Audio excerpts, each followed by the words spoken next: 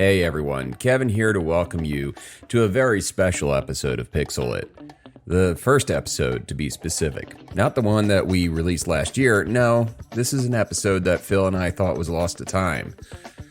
We've made vague references to trying to start the podcast once before many years ago. And last month, while digging around some old files, I found the recordings of our first attempt in late October 2016. 6 years ago this month. For context, this was recorded only a few scant weeks before Donald Trump would shockingly win the presidency. The book we read, Five Nights at Freddy's, The Silver Eyes, had only been released less than a year prior. For some reason, the timing wasn't right.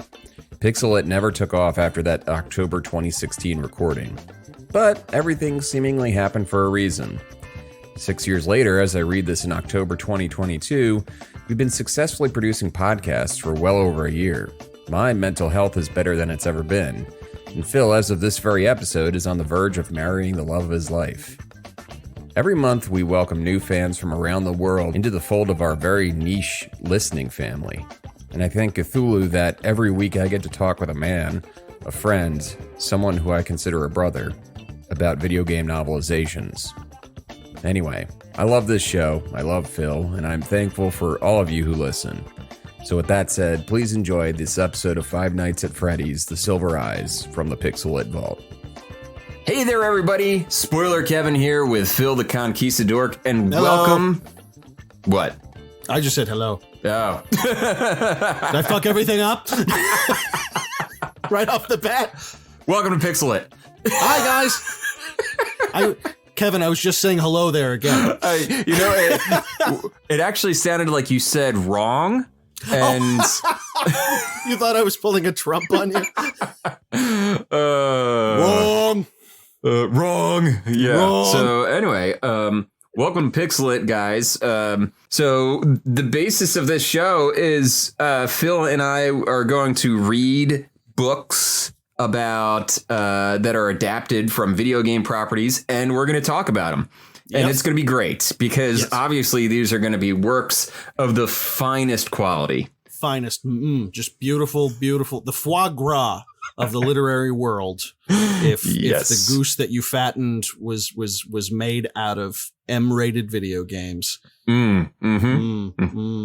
So first up, we're talking about Five Nights at Freddy's, The Silver Eyes. That's right. Yeah. Speaking of M-rated things, which actually aren't M-rated. Right. Which we weren't actually speaking of, but just roll with me on this one. Just ignore that. Inconsistencies are to be ignored. But yeah, Five Nights at Freddy's, The Silver Eyes. This was, I don't have any information about the book in front of me, actually. I just started reading it. Yeah, The Silver Eyes, it is credited to Scott Cawthon, of course, the creator of Five Nights at Freddy's, and Miss Kira Breed Risley, which I probably should have looked up more, because I feel like this might be a ghost writing sort of situation. Yes. Because, as much as we all know that Scott is good at crafting a world, that's quite a different thing from actually writing a book. Right. It was published at the very end of last year, December 2015. Mm-hmm. It is, and I think the most interesting thing, I bought the actual book because that's kind of how I roll. Right. And I think the most interesting thing right off the bat, not the spooky, scary Freddy red-eyed thing on the front, not the fact that they somehow managed to turn this franchise into any kind of literature longer than a 3-hour video game. But the fact that if you look on the back, it is published by Scholastic. Yeah, that in and of itself is amazing. Right? But at the same time, I'm not totally surprised because I have been going into Target and Walmart and the Halloween spirit stores, and Five Nights at Freddy's is everywhere. Right. It is in kids' Halloween costume sections. It's just all over the place, wall to wall. It doesn't matter what section I'm in. I feel like I'm a stone's throw away from something relating to Five Nights at Freddy's. Yeah, that's exactly it. And it's just so. But despite all of that, I forget all the time that theoretically, technically speaking, these are meant to be children's horror. Right. Because it has been taken over by the very adult hand of the internet. Correct. And the subject matter, this weekend, I was actually with my family, in the mountains. We in October, we like to get away and have a nice little family get together. And, my sister brought her little niece, and she's about 15 months old, and she's adorable. And she, my brother-in-law and my sister actually own an old 8-bit Nintendo, and they play Mario Brothers every now and then. Right. But they're not what I would call gamers. And I told my sister, I said, I'm glad I work in the games industry now that Eliza, my niece, now that she's a part of the picture. Right. Simply because when she gets older, if she's interested in video games, I like knowing that I'll be able to tell you what to play and what not to play. Right. Because it is not as simple as looking at the rating on the damn game. I would not have if it was my kid, I wouldn't have a problem with my kid playing Mortal Kombat or Doom or anything like that. I don't know if I would let my kid play Five Nights at Freddy's. No.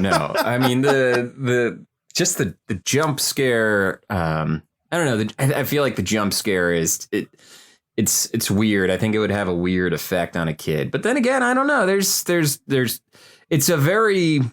like the young adult novel version of a horror game. Yeah. Like when we were kids and everyone was reading Christopher Pike and R.L. Stine and those teen horror novels. Right. But that actually brings me to another thought that I had when I was considering this. Then again, I read things that still scare me to death nowadays, like the Scary Stories to Tell in the Dark books. Oh, I just got chills thinking about it's the books. The stories were creepy. But the illustrations. Oh, God, the illustrations. Those were criminal. Like that was just that to market that to kids. That is just there is something wrong there. There's just. I had that book in my bedroom on the bookshelf, and I had to make sure that I had to I turned the binding into the bookshelf, so I just see the edges of the pages, because I didn't even like having the fact. I didn't even like knowing that the book was in the room and that those illustrations were in the book. So I just pretended that it wasn't there, and I just keep that binding facing away from me. I think of a certain age group, you can ask just about anybody if they read those books, what the scariest picture, because everyone had one or two that scared them more than the others. Yeah. And to this day, there's one of a woman with a big, wide, square face and these tiny little beady black eyes and this long, long mouth. And there's no gore and there's no bones and there's nothing, but it's just the most terrifying. I'm going to dream about it tonight. Great. Yeah. Good. Great. Good. It's sort of like the that creepy monster from Amnesia, The Dark Descent. Oh yeah, absolutely. The thing with the long jaw, just kind of flapping there. Ugh. Yeah. Anyway, okay, we're gonna do the first 2 chapters of this. We're gonna go through a brief synopsis of one, talk a little bit about it, and then go through the next one, talk a little bit about it. Yeah, and discuss some things. So. Let's start with Chapter 1. Chapter 1 opens. We are introduced to Charlie, who will serve as the protagonist of our novel, running through a dark, terrifying location from an unknown assailant. She's hiding. She's bleeding, apparently. Mm-hmm. And just at the end of this little section, she looks up just in time to see the downward swing of a hook. Which, to me, says Foxy, right? Of course, absolutely. And then from there, it jump cuts us, so to speak, to Hurricane, Utah, which is a hell of a name. Right. Yeah. But actually, and it's Charlie still. She's alive and well and not bleeding and not running from a thing. So we're to assume that this is now prior to the events. Exactly. Of the in media res beginning. Yes, we have been led to believe that she is dog meat somewhere down the road, but not now. Not right now. Not for now. Not right now. She has point of view to get across. Exactly. So much point of view. She's very much the Lydia Dietz of our story. She's very sad and working through a lot of inner struggle that she's really not giving away to us very, very quickly. That's actually a good analogy, is Lydia Dietz. She doesn't. Yeah, I would go with Lydia Dietz. I was definitely picturing a Lydia Dietz type character in my head when I was reading maybe not in terms thing. of wardrobe, but in terms of disposition and just a sadness. She's a little gothy. And we'll get to this. I'm going to bring that up later because I'm just going to give this away right now. Not terribly impressed with the characters in this book. Oh, no, not at all. I have tremendous issues with a lot of things. Yeah. Same. Okay. So she's driving through Hurricane Utah. She's thinking to herself. She basically, through inner monologue, you learn that 10 years ago, she left this city and left behind a bunch of her friends, and they are returning for the mysterious Michael. Michael, who has died, and I say that in quotation marks because they never found any body, but she sees it as a good thing that because Michael's family is setting up a scholarship in his name, you see, and that's what they're all there to honor. And she sees it as a good thing because it means to her that the parents have accepted that he's never coming back, that he didn't just run away, that he's never coming back. Yes. So first thing Charlie does, like you do, is goes home. She goes back to her childhood home.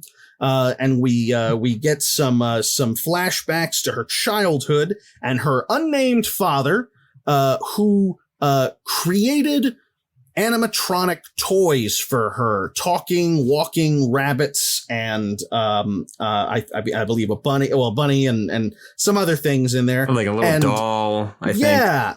And I think the most fascinating thing, we're informed that she lives now with her Aunt Jen, the mysterious Aunt Jen. And she lives with her now. So we don't know what's happened to her father just yet. But she talks about having these childhood toys. And I think the most impressive piece of writing in this chapter is the fact that they are trying to persuade us that she found these walking, talking animatronic dolls to be charming and a wonderful part of her childhood instead of horrifying and scarring. I didn't believe that for 1 second. Not even a split second. No, sir. But they tried, and I gave them a half star for that. They get exactly. I was impressed with the effort. E for effort, Miss Risley. So, she has some wonderful memories. I say once again, wonderful in quotes because she's there, and not only is she filled with a deep sense of sad nostalgia, she is kind of scared to be there, not happy to be there, having a feeling of unease. To me, the most unusual thing, I'll tell you what, not just because of the fact that her toys were walking, talking dolls, but one of them, for example, let me see, I've got it right here. This bunny, it's a purple rabbit, named Theodore, and her father programmed it so that it would wave its hand, tilt its head to the side, and say to her in her father's voice, "I love you, Charlie," which is horrifying. That is I don't want anything that is not a person to say anything. No, certainly not in my father's voice. Certainly not my father's voice. Certainly nothing about love. No one liked Teddy Ruxpin. Here is your French fries. Yeah. I'm okay. Not even that. Not even that. Yeah, here's your French fries. I'm going. Oh, and on top of that, she mentions that in her home, she had three closets, one for her stuff and two for other animatronic dolls. Yeah. That's also terrifying. I can hardly deal with a single closet in my room. I mean, closets were the center of all horror in my mind. Oh, absolutely. As a child. It's just, and that's the thing, and that's the trouble. This is a horror book. It's supposed to be scary, but that's the problem. They're making things for her that were supposed to be charming in her childhood, and that's the scariest part of the book so far. Right. Not stuff that they're actually in. And there's a great, and she describes a couple of her friends, including John, who will be the love interest. John, when she's a child, I guess they're about 6 or 7 or something. That's another thing I want to get to. I have no idea how fucking old these guys are. That's been my biggest problem with the book. Yeah. Is that, all right, so let's run through a few dates that have been mentioned so far in the first chapter. Excuse me. So the departure happens in July 1985. Yes. She was 7, meaning she was born in 78. All right. Mm-hmm.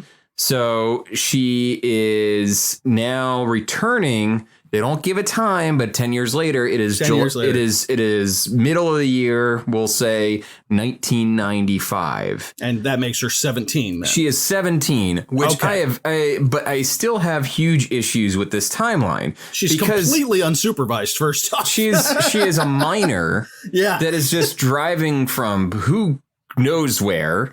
And also that these kids were best of friends at 7. Mm-hmm. Like, to me, their relationship is like that of a group of kids that split up maybe at 12 or 13. Sure. Before they hit their teenage years. And they lost touch with each other. And then they come back in their early 20s. But 7 just seems so young.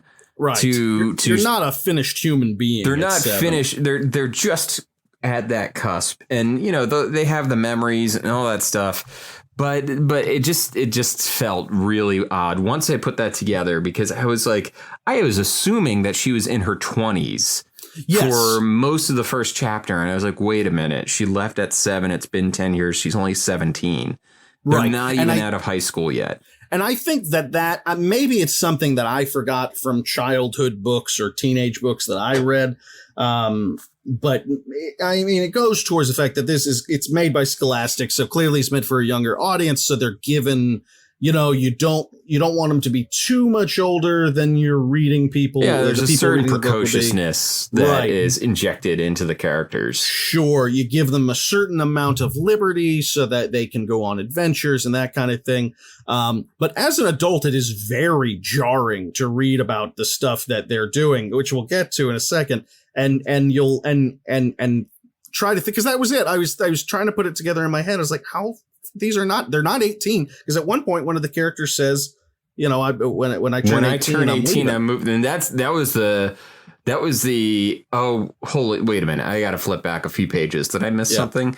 Is this one of the kids' younger siblings? No, it's one of the guys. It's one of the guys. Yeah, it's one of the guys. So that's it. So let's get to the characters then. We get a few more flashbacks from Ella of her spooky dad and his spooky projects making spooky toys. And anybody who's played the game, you know what's happening. You know where we're going here. So Charlie ends up at a diner, I guess, and meets up with her 5 old, it's 5, isn't it? Or is it 4? I forget.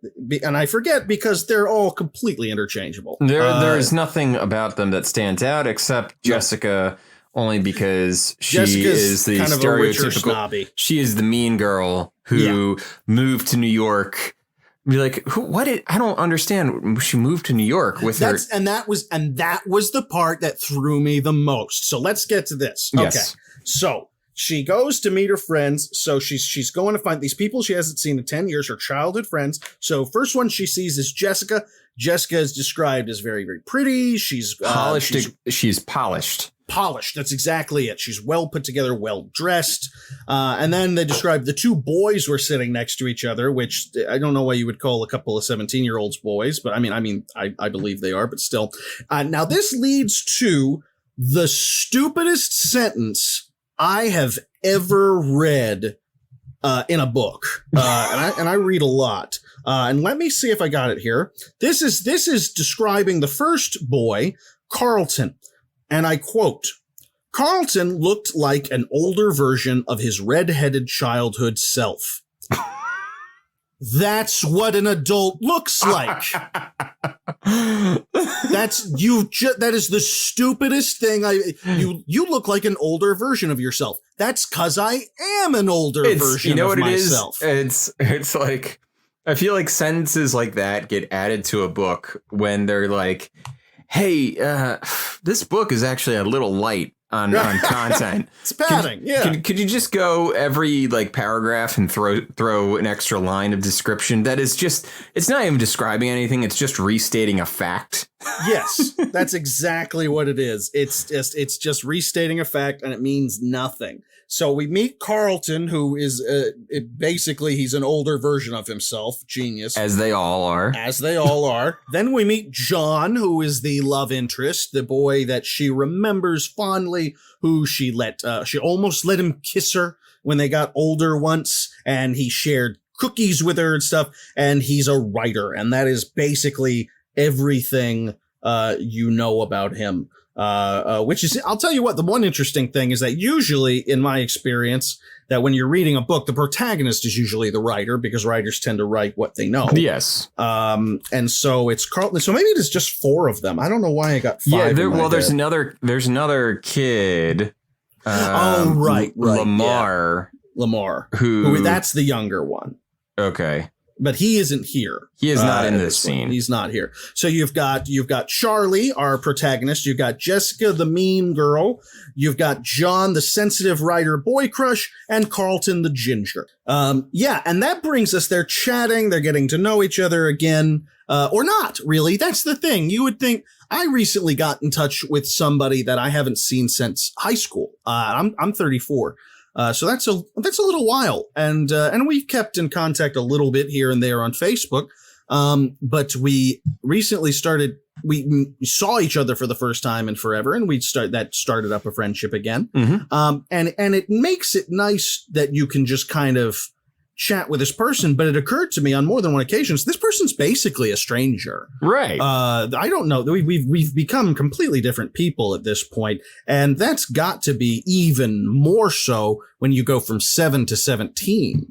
But they don't really spend a hell of a lot of time reinvestigating each other, except for in the most superficial ways. And that brings us to Carlton asking, did you know Jessica lives in New York?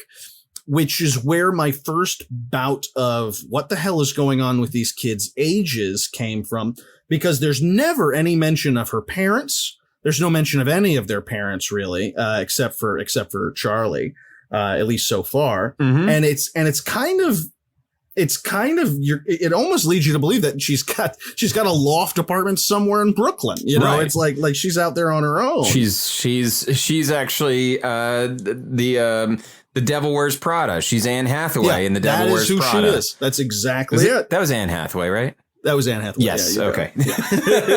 That was her, right? I got it right. She's one of those pretty girls on the television box. Yeah, and Carlton's the townie. He's never left town, so he's going to serve as a kind of our local compass of the area. Although he does point out, we find out his dad ran for mayor a couple of years ago, and he makes a point of saying that when he's 18, he's out. And we're reminded that John is still a writer. That when he was a young man, he scribbled all the time in his notebooks and declared that he would be a writer. And that's all it really takes. They briefly mention a Marla character, who I guess is another friend of theirs, who's bringing her little brother Jason, who was a baby, I guess, when they saw him last. But we don't. But other than that, we don't get much out of this. Leading to another thing that made me question the age group thing. Jessica pointing out that she's gotten her and Charlie a hotel that they can stay in, so Charlie doesn't have to stay at her dad's old creepy place. Yeah, that is like, why wouldn't Yeah, continue. So you've got 17-year-old unsupervised traveling cross country to go to this memorial thing. How is she paying for it? She has to pay in cash, right? Exactly. Because she can't have a credit card yet. She can't have a credit card yet, and she's not 18, so she can't even check into a hotel. Because she doesn't have a driver's license. She probably she doesn't have not. a driver's license. Well, she might not. She lives in New York. She lives in New York. Yeah, so there you have it. So right off the bat, basically, I think ultimately what I'm getting at is what you realize right off the bat is what we have here is a slasher film. Yes. These are two-dimensional characters meant to be served up and slaughtered, like the fatted calf to the chainsaw-wielding maniac, or in this case, hook-wielding. Yes, and in this case, I have a feeling that the characters that have not been introduced yet, the Marla and the Lamar, which it's very unfortunate that there is both a Marla and a Lamar, because that is unfortunate. They're kind of names that they're almost anagrams of each other. Right. I believe that they are. I haven't read past the 2 chapters that we were going to discuss. I believe they're probably going to get killed off first because they've had 0 character development and they're characters apparently. So let's see here. So they all order breakfast at the diner, despite the fact that it's not breakfast time. That's significant for some reason. And they're catching up when finally someone drops the ball. John asks Carlton, whatever happened to Freddy's anyway? So we have our first mention by name of Freddy Fazbear's Pizza. This causes everyone to shut up and get real nervous and awkward. And obviously it becomes clear that it's about Charlie for whatever reason. Probably something to do with I believe her. I do think that at this point they may have already mentioned that her father made the animatronics for this place, or maybe it might be just implied. Did he make the animatronics, or did he also own it? I'm not sure. That's not quite clear yet. Yeah. But it was her dad's place, quote unquote, as far as we can tell. Right. Like, cause they talk about basically how she basically lived there. How awesome was that? You basically lived there and got to live among the toys and the horrifying dolls. Yeah. And they reminisce about it. And Carlton points out that they built over the Freddys, that it's not there anymore. And they say, well, where is it? What happened to it? And his answer is, I don't know. His answer is, I don't know. I never go there, which is either a lie or a giant cop-out. Yeah. Because this is Hurricane Utah. It's like population 5 people. How do you not know what happened to the pizzeria? You're not going to lie to me and tell me that. So either we're going to find out that he's full of shit, or that's just some lazy stuff. Right. So they're talking about it, and they start asking about, well, you know, he says he hasn't been there. He said it's been blocked off for years under construction. And so they start digging at him with questions like, maybe it could still be there. And he's like, I don't know. And Charlie kind of has a quiet little freak out and makes an excuse of going out to have a cigarette and runs outside. Even though she doesn't smoke. Even though she doesn't smoke. They make a point of pointing that out. Yeah, that she doesn't smoke. Even though it was the mid 90s, and you know, I mean, high school kids in the 90s smoked all the time. They were a dangerous breed, those 90s kids. Yes.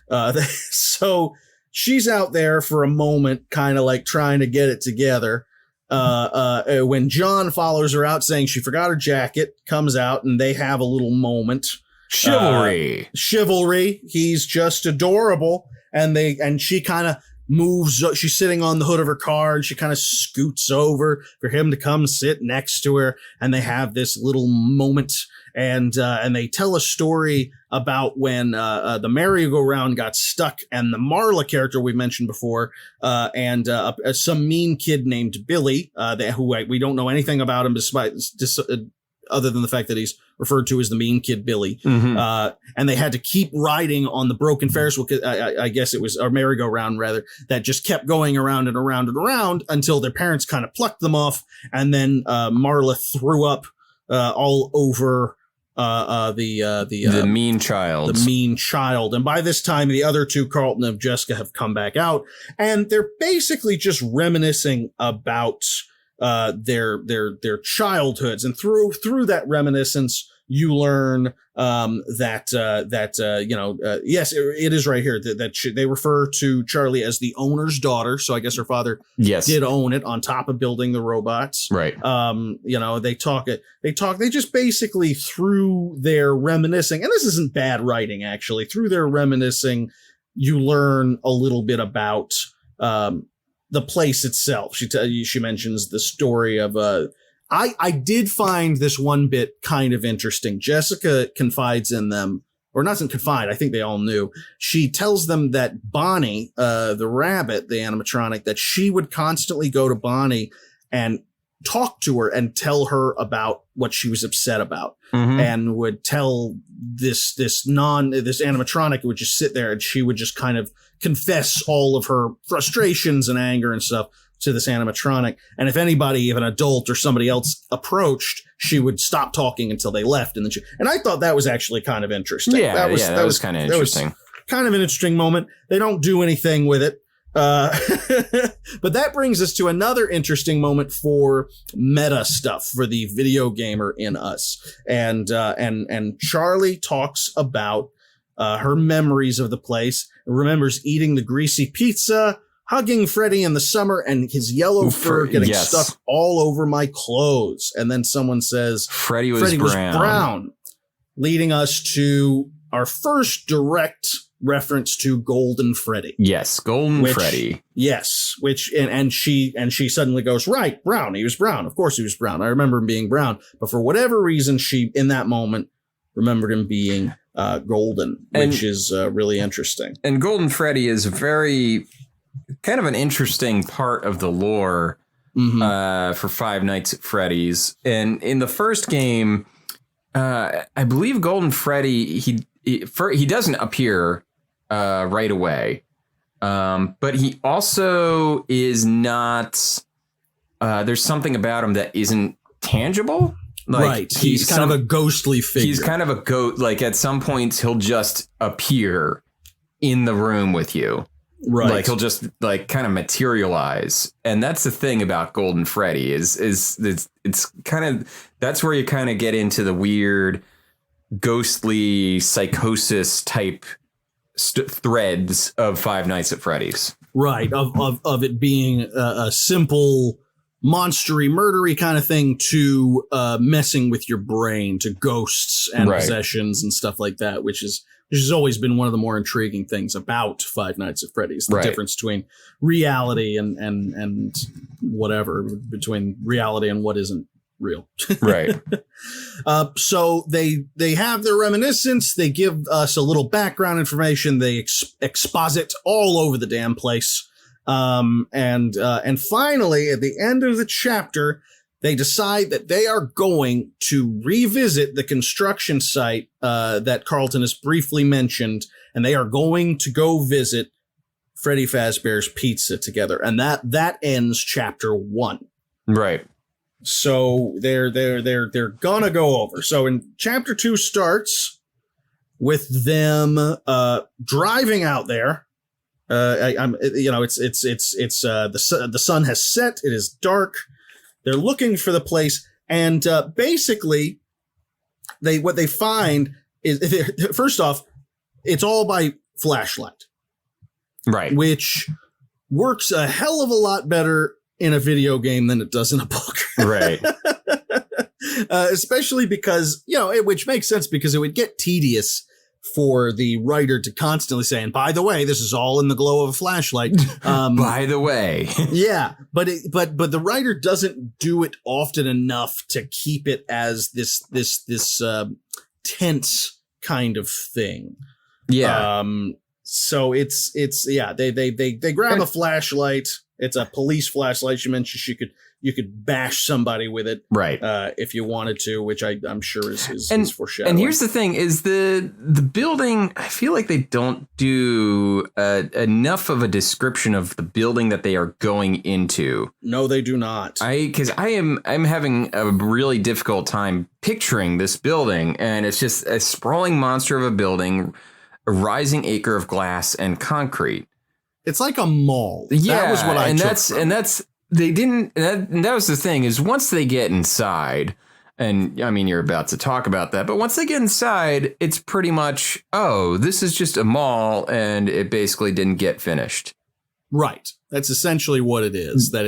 And that's exactly what ends up happening. They don't have any problem getting in, not really. Right. They find the windows are wide open. They don't gotta break any windows or anything like that.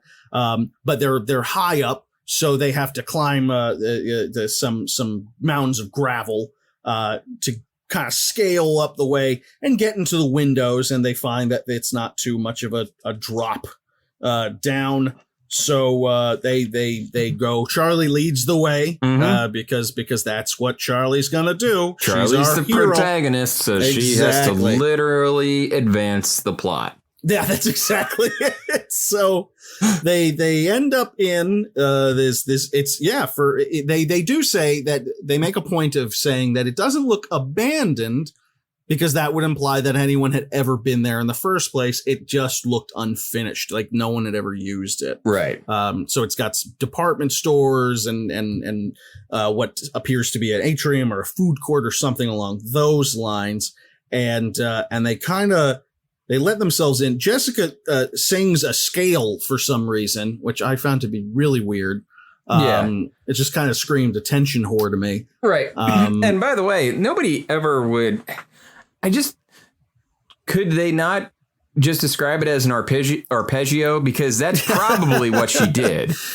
She most definitely did not sing a full scale. She probably just did the la la la la la la la. That's just the arpeggio.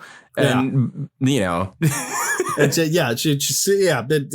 guess to break the tension or something. But you're right. I actually had she sat there and went la la da da da da. Because if you know anything about music, she sang a scale? Really? That must have taken a minute.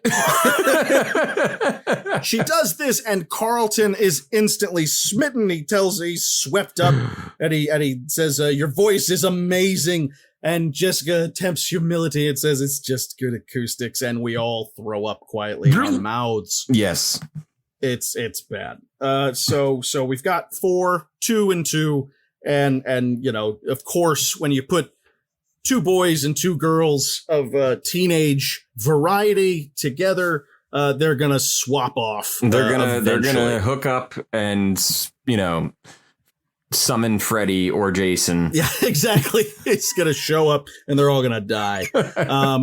So they're making their way through this mall, kind of like that's supposed to be where Freddy Fazbear's Pizzeria was. They're making their way through this. They're looking at stores.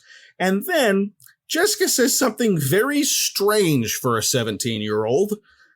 She says something's not right. And Carlton makes a joke about no giant pretzels. But then she says, no, something isn't right about the architecture, which is far too specific of a thing for anybody to say, adult or teenager. Right. You'd probably say something like, doesn't this look weird? Doesn't the wall look weird to you right here? So you wouldn't say there's something wrong with the architecture. Right. Like something's wrong with the architecture. In my mind, I'm like, Is it some sort of like elder god thing that she's talking about? I actually thought the same thing. I was like, oh, like geometry that shouldn't exist and colors out of space. I honestly, for a split second, thought, oh, fuck, this could go in some really Lovecraftian. No, she wasn't talking about that. What she was talking about was that one of the walls seemed to be too big between 2 storefronts, suggesting that there was a space there large enough to house a store or something along those lines, but that there didn't seem to be an entrance. And she Right. points that out by saying that it's bigger on the outside, a difference between the inside wall and the outside wall, which would have been a perfectly valid way to explain it without saying something weird about the architecture. Right. I mean, we've all been like, first of all, I just wish they had just started calling it a mall at a certain point. I agree. And also, we have all been in a mall where one of the stores is under renovation or it's been closed and they're changing it over to something else. And there's just a wall up. That's what they do in malls. They put up a wall when the store is going to be changed over. Like, that's all it could have been. And be like, oh, look, there's there's a wall. I wonder if there's a store back there. Exactly. It doesn't have to be some grand discovery, but and then they point out that it's and to the surprise of absolutely zero people, someone says, "Oh, it's about the same size as Freddy's, don't you think?" It's like, no shit. We know that's come on. We know this is where we're going. He's so like, let's just do it. Let's just do this thing. So Charlie is full of misgivings. I don't know if we should be doing this, but she doesn't say that. She doesn't go with it. And suddenly John is gesturing wildly and he demands that everybody hide. And there's this light. Yeah, there's this light that they've seen before. And it's like implied to be a security guard's flashlight. And they've got to hide from the flashlight. So they hide behind this rig of scaffolding. Let's go on an adventure. Yeah, exactly. They pull a full Scooby-Doo and they hide in this rig of scaffolding, and they're hiding away, crouching down, trying not to be noticed by the security guard, wherein follows the second dumbest thing I have ever read in a book. And it is when by the way, for those of you keeping score at home, this is the second dumbest thing Phil has ever read. The first one is also in this book. Yes, exactly. and I read a lot. And it's Carlton. His hair is up in Charlie's face while they're hiding, because they're all smushed together. And Charlie's response to this is, "That's nice." And she's complimenting him on the smell of his shampoo, to which Carlton replies, and I quote, "Thanks," Carlton said, knowing immediately what she was referring to, because Carlton is very insightful. "It comes in ocean breeze and tropical paradise. I prefer ocean breeze, but it dries the scalp." Hush, and John hissed. Yes, exactly. John, the only one who's using his fucking head. You're hiding from security, you know? And here's the thing. If that had been an exchange between John and Charlie, it still would have been massively stupid. Yeah. But it kind of would have made more sense because we've already linked them up as kind of a romantic connection. Right. And now it's this weird Charlie Carlton moment. Yeah. Which, to be fair, they really have. Carlton might be one of the only people Charlie hasn't exactly had a moment with so far. But it's an odd thing. And I again, just like previous statements, I have to assume that either it's going to have to pay off later, or it is just stupid. Yeah. This has to be. I'm hoping that this is a Chekhov's gun, and it's like she's like, it's somewhere down the line. Charlie's someone gonna be throws a severed head at her, and she can smell the ocean breeze. It's like she finds a scalp. And she's like, smells nice. That's ocean breeze. That actually, oh my God, I hope they do that. That actually would be, I hope you predicted that, Kevin, because that actually could be pretty badass. I would forgive a lot of things. That is literally a moment like that. This is Chekhov's shampoo here. I mean, right. If you introduce the shampoo in the first act, it has to explode by the third. It has to. The person wearing that shampoo has to be dead and scalped by the third act. And he does say scalp. Okay, so which is an interesting way of putting it. All right. Yeah, maybe we're giving maybe Kira knows what she is doing. I refuse to judge entirely based on a couple of chapters. And for the record, we are not reading ahead. So we are not. We want to be surprised as the episodes go along. By the way, now that I'm looking at the table of contents, there are 13 spooky chapters. 13. Ooh. Well. So yeah. We'll figure that one out. So they're having their moment. They're hiding. Eventually, for whatever reason, the security guard, the light or whatever, just kind of gives up and goes away. Yeah. Now, while they're all smushed up in this scaffolding area, they point. Jessica points something out here.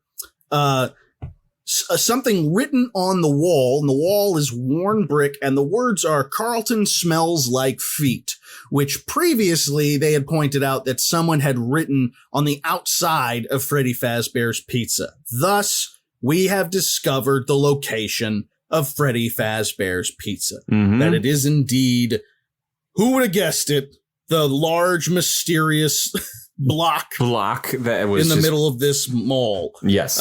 Who would have thunk it? Because they built the mall around it? That seems to be what they're implying here. Is it like the house from Up?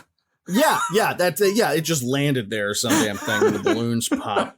No, they seem to be implying that this building was built surrounding it, suggesting in my head, in my horror movie addled head, that perhaps this mall, quote unquote, was never meant to be inhabited in the first place, but was to protect people from this horrifying thing. Who knows? Right. Or maybe they just got lazy or the money ran out because it's Hurricane Utah. That actually does sound like a hurricane that hits places. And it's like Joseph Smith farted and we got Hurricane Utah. Hurricane Utah. So they find this metal door that's all rusty and shit, and it's heavy. And so and it's covered in tools and stuff. And so they move a bunch of shit out of the way, and they really shoulder into the damn thing. And it's like rusted, and they have to basically just really pull the damn thing to even move it a little bit. And so they get it all open, and like the irresponsible 17-year-olds that they are, they enter into Freddy Fazbear's Pizza. Yeah, which, I mean, Jesus Christ, guys. I mean, let's get on with it. You're just exasperated. I mean, come on. I just want there to be, like, I noticed there's a lot of horror nowadays where they kind of make it so that there was no choice to end up in the location that they are in, or whatever the terror is comes to our characters. Right. And this is straight out of 80s style horror, where it's our characters decide to go into the creepy mansion instead of. They don't truly have a reason to be there. They do not. No, there's no motivation for them to. They just wanted to find out what happened to it. Yeah, they just wanted to see it. They found out what happened to it. And now they're just kind of letting themselves in. And now they're kind of letting themselves in. And now they're just kind of like, well, we're already committing a felony. Right. We're already doing breaking and entering. Let's just go whole hog on the damn thing. Which, by the way, and this is the thing, is if I'm the security, I'm thinking about the security guard, who is, to me, the most interesting character in the book. Because this is a dude that has to walk around an abandoned mall at night and knows that hidden in this mall are crazy animatronics in one of the stores. And he just has to kind of walk around. So no wonder when they start making noise, he never shows up again. Like, he hears something. He's like, you're absolutely right. You know what he does? He's like, Yeah, I'm done. Yeah, that's exactly. He knows. Maybe the security guard knows something that we don't. He's like, yeah, I'm. That's it for tonight. Yeah, he's like, you know what? Fuck this. Going home. I've got internet porn with my name on it. This is not. Of course, it's 1995, so maybe he doesn't. Yeah. Yeah. I've got a VHS. Yeah, I got good old fashioned VHS porn waiting for me. Yeah. So they let themselves in, and this part of the chapter is basically the payoff that they've been teasing and hinting at. For anybody who's reading this book, who has played the games or knows anything about the games or has heard of the games, because that's what they're here for. They're here for the payoff, and we get it. The first thing they see are the eyes of the different animatronics, and we get to see Chica the chicken, we see Bonnie the rabbit, we see Freddy Fazbear, and they're all just sitting there with their instruments and the microphone. Carlton tries to take the microphone out of Freddy's hands, which is just what the come on, buddy. Yeah, like what are you doing, dude? Like, come on. It's like taking the toe out of the earth in the Scary Stories to Tell the Dark. The guy's coming back for his toe. Yeah. Fortunately. Yeah. You know what? Like the entirety of the Five Nights at Freddy's games exists in one of those different Rick and Morty universes where people are totally enthralled by animatronics. Because there is no one in this world, this universe, who is going to go up to an animatronic. I don't know anybody who is going to do that. Nothing about this is charming. Nothing about this is cute. And now, don't get me wrong. They do have some little moments here and there where they are a little creeped out. But up until a very specific moment here, they're still kind of awash in nostalgia and laughing and remembering stuff and remembering how things were. Although it does lead to, where is it? Here we go. Charlie speaking to John about one of the, I think it was the merry-go-round. And she says, you used to love this thing. And it says, John made a face as though he knew what she was thinking. Not the same, he said. Just not the same. And that was one of the first, I was like, that's the first time any of you have made any sense so far. Like, John, you're my boy. Like, I'm on your side all of a sudden just because you're the only one who makes any freaking sense. He's like, John's like, yeah, this is not cool. Yeah. He gets it. So they're looking around. They're going through the different stuff. They're chatting. We get a little more background on Charlie. Talks a little bit about her name, Charlotte, and how her real name is Charlotte. Charlie being the nickname of that. And John would always get under her skin by calling her Charlotte, which she didn't like, not because she didn't like her name, but because that was what her father called her, and it only felt right when her father called it. Thus, kind of reinvigorating the connection between daughter and father. Mm-hmm. And this leads up to Pirates Cove. They find Pirates Cove, the infamous place where Foxy would hide. And it says, out of order.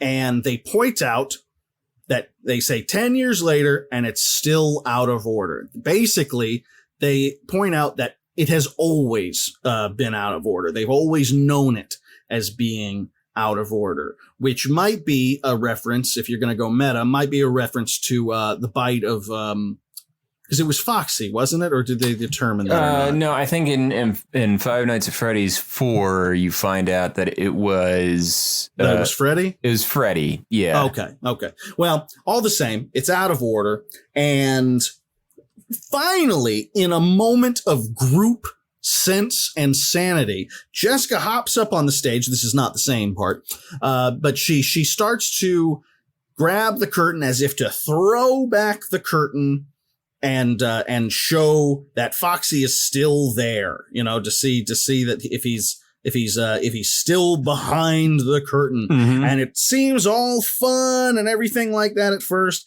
And then they all start to get really uncomfortable and lose their nerve. Yes. And Jessica finally, I think it's Jessica, says that suggests maybe this isn't a good idea. Once again, finally showing a little bit of sanity in this whole thing. Right. And then they hear this big loud noise.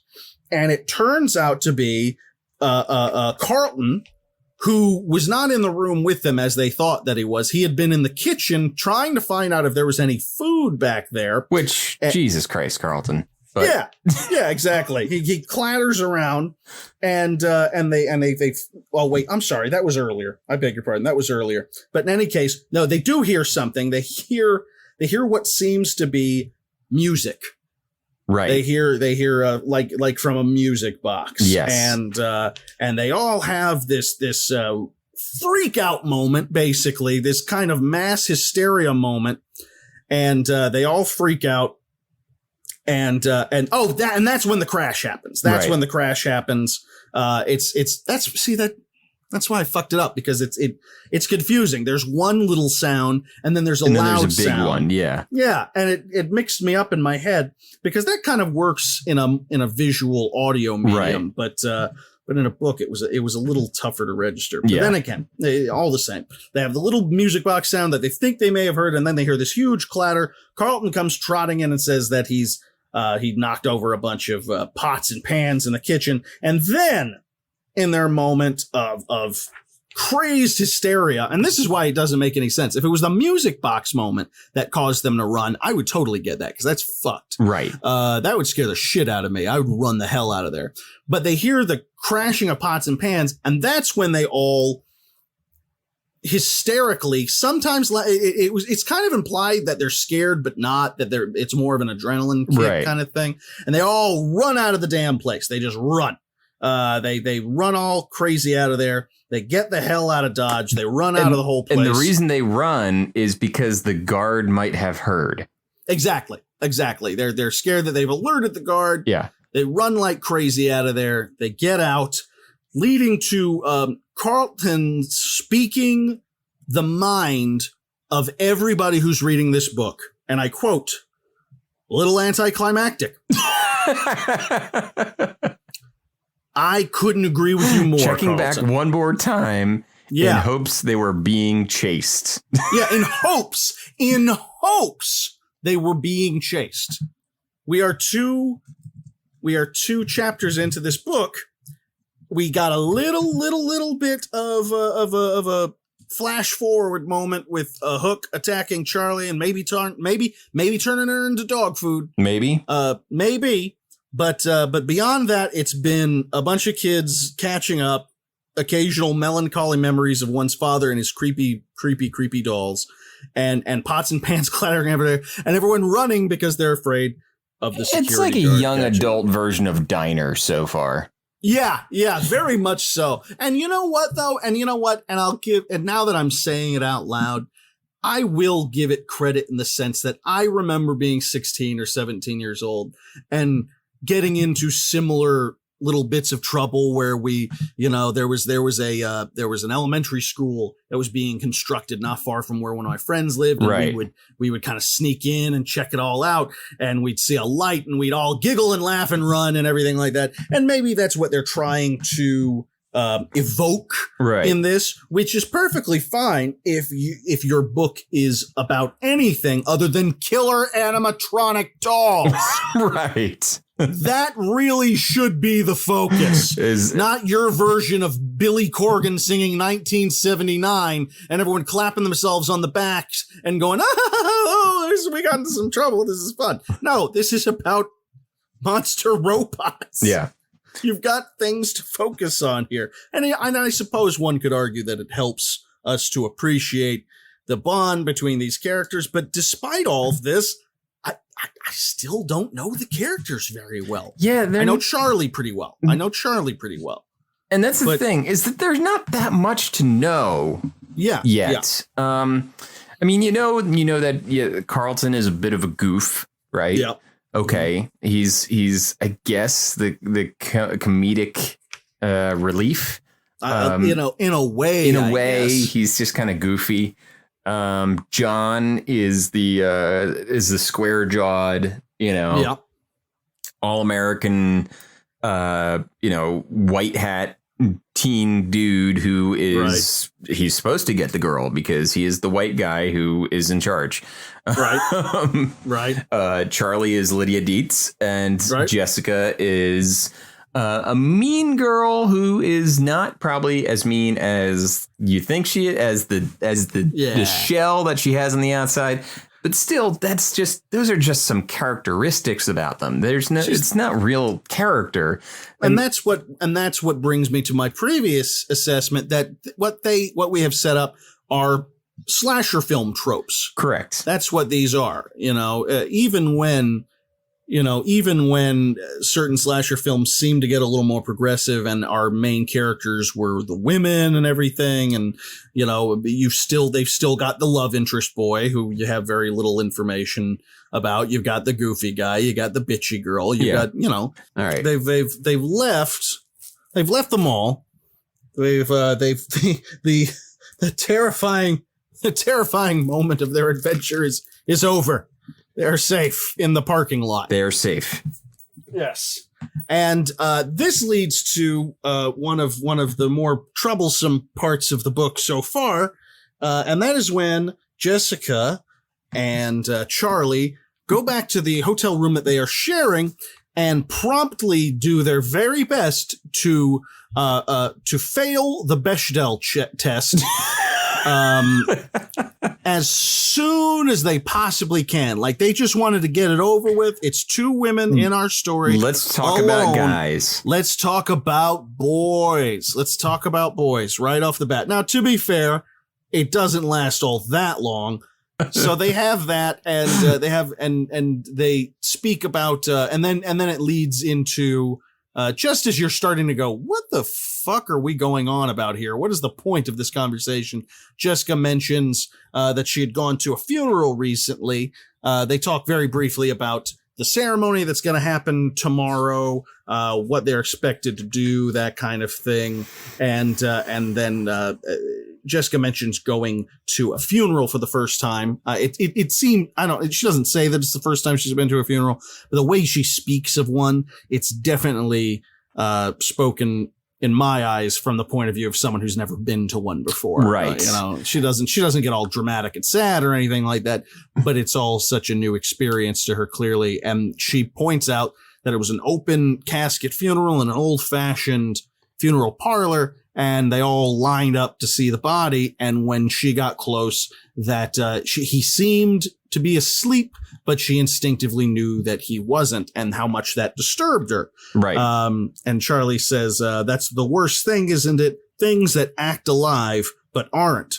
To which Jessica replies, what? And Charlie quickly corrects herself. Things that look alive but aren't, which is our more foreshadowing of the right, of our spooky animatronics, which is not bad. Yeah, and we kind of get a better understanding that Charlie was maybe I'm reading too much into it. Maybe Charlie was never okay with the animatronics. I think that might be like they were so charming when she was a kid.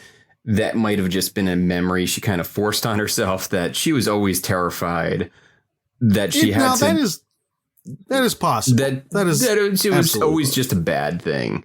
And they do early on. This is actually the reason that I pictured Lydia Dietz in my head. In the first chapter, and I didn't bring this up because I'm just now remembering it.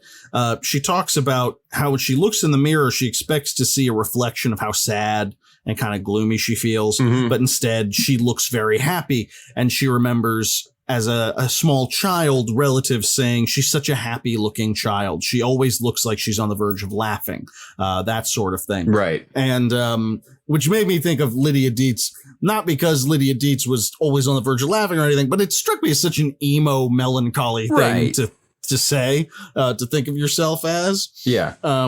But that might be true, considering your theory might be true, considering that's how they describe her early on, because of course, it's one thing to be sad when you're 17 and you're coming back to a place to commemorate an old friend who died. But when you're a little kid and you're still feeling that sad, that's something a little deeper. Right. Exactly. There's a deeper pain there. Right. Yeah. That was that Lydia Dietz quote. I can see the strange and unusual because I myself am strange and unusual. Yeah, exactly. And this leads to the end of our chapter with Charlie laying in bed, thinking about that world of robots and toys and animatronics. And that had been her childhood, that she'd grown up in that, as the book puts it, she had grown up in the strange gap between life and non-life. It had been her world. It had been her father's world. Charlie closed her eyes. What did that world do to him? And that is the end of chapter 2. Well, ladies and gentlemen, thank you so much for listening to PixelLit. I had a lot of fun doing this. Yeah, me too. It's a good time. We're going to keep this up. Please feel free to read along and join us. Like you said, send us some questions or insights, your own thoughts into it. Also, if you have a favored video game franchise that has a super cool book that you enjoyed or that you hated, please let us know. We'll take that into consideration and consider it for future episodes. But we're going to go through this until we're finished, and then we'll come up with something completely different. But in the meantime, my name is Phil the Conquistador. This is the lovely and wonderful spoiler, Kevin. Yep. Say goodbye to them, Kevin. Goodbye. Rest in peace, Jack Chick. Good night, Jack Chick. Good night.